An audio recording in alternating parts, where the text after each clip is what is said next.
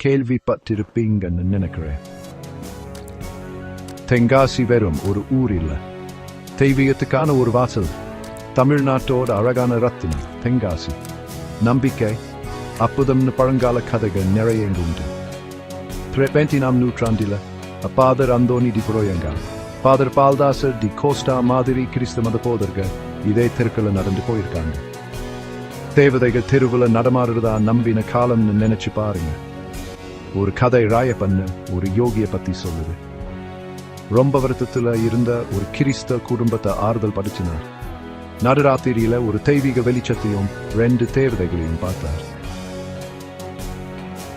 நெருப்பு வெட்பிரகாசமா இருந்த இந்த தேவதைகள் ராயப்பன் மேல ஒரு நீங்காத பாதிப்பை ஏற்படுத்தி அவரோட நம்பிக்கையை வலுப்படுத்தினாங்க. நூற்றாண்டுகள் கடந்தாலும் தென்காசி இன்னமும் எல்லா மதங்களுக்கும் ஒரு ஒளி விளக்கமா இருக்கு.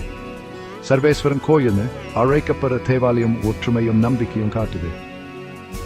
நீங்க வரலாறுல ஆர்வம் உள்ளவரா இருந்தாலும் சரி, ஆன்மீக தேடல இருந்தாலும் சரி, தென்காட்சியோட மாயாஜால அழகை யாரையும் மறக்க முடியாது.